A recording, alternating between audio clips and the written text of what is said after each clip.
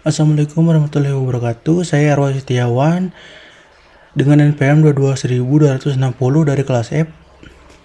Di sini saya akan mempresentasikan tentang ruang lingkup tindak pidana.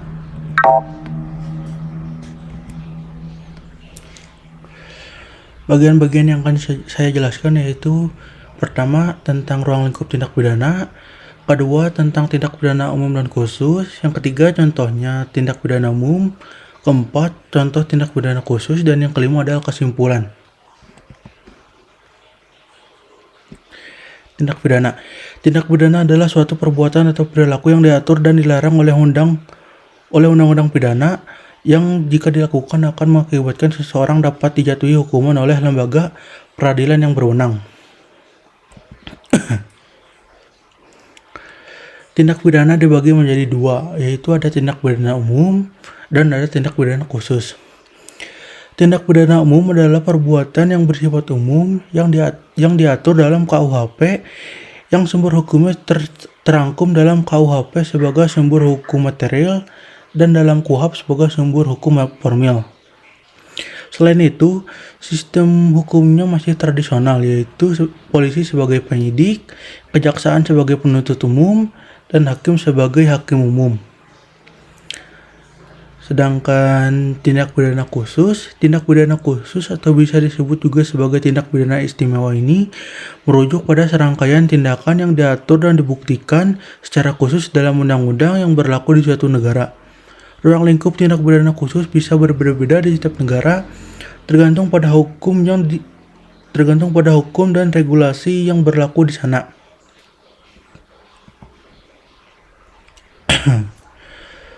Contoh tindak pidana umum. Yang pertama, kriminalitas terhadap orang. Contohnya tuh seperti pembunuhan, penganiayaan, dan penculikan. Selanjutnya, kriminalitas terhadap properti itu kayak pencurian, pemalsuan, kejahatan komputer, dan penipuan yang sekarang viral gitu di sosmed.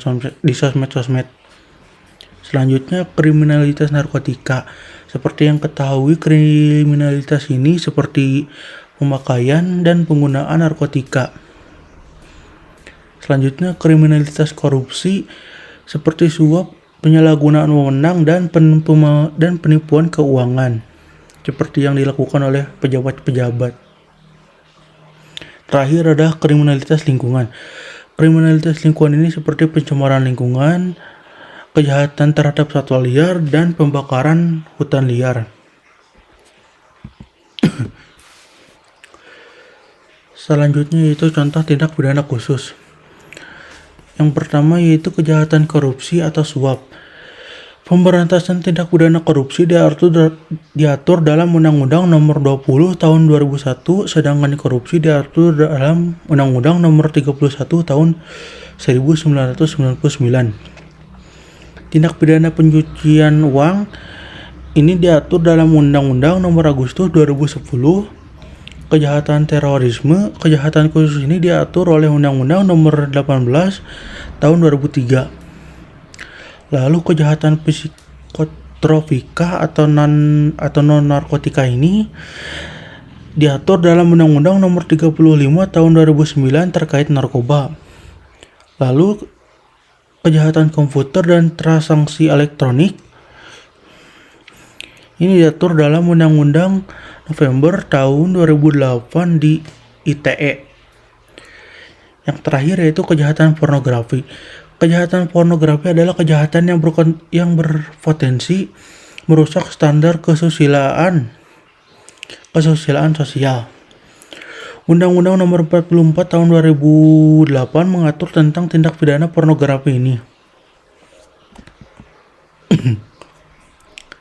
Yang terakhir, kesimpulan. Kesimpulan dari ruang lingkup pidana ini adalah bahwa tindak pidana dapat terjadi di mana saja, baik di dalam maupun di luar ruang lingkungan kita sehari-hari. Tindak pidana dapat terjadi di lingkungan perkotaan maupun pedesaan dan dapat melibatkan orang dari berbagai latar belakang dan profesi. Tindak pidana juga dapat merugikan lingkungan dari pidana juga dapat merugikan dari lingkungan air, tanah, udara, dan dapat berdampak buruk pada kesehatan manusia dari satwa liar. Selain itu, tindak pidana juga dapat merusak keamanan dari kesejahteraan masyarakat secara keseluruhan seperti terorisme, perampokan, dan kejahatan narkotika.